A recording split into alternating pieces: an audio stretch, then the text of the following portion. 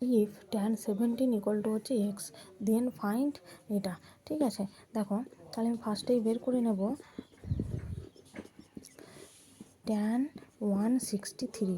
তাহলে ট্যান 163 মানে আমরা কি লিখতে পারি না, ট্যান 180 মাইনাস হচ্ছে তোমার 17।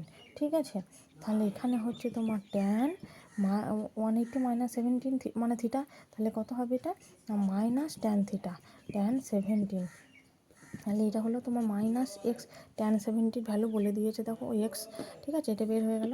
এরপর হচ্ছে ট্যান 107 ডিগ্রি, তাহলে আমরা লিখতে পারি ট্যান 90 প্লাস 17।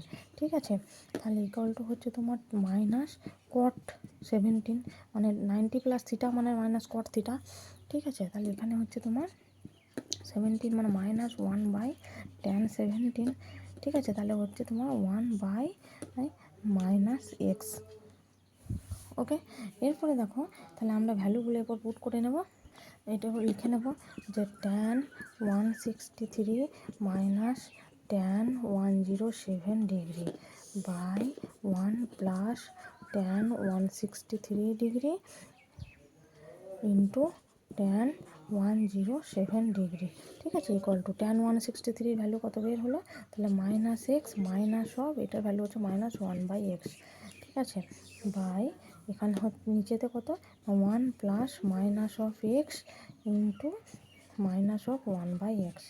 ওকে, এরপরে দেখো ইকুয়াল টু তাহলে মাইনাস এক্স মাইনাস ওয়ান আছে প্লাস 1/x বাই এটা হবে তোমার এই দেখো মাইনাস ওয়ান আছে প্লাস আর এক্স এক্স কেটে দিলাম, তাহলে হচ্ছে 1 প্লাস 1।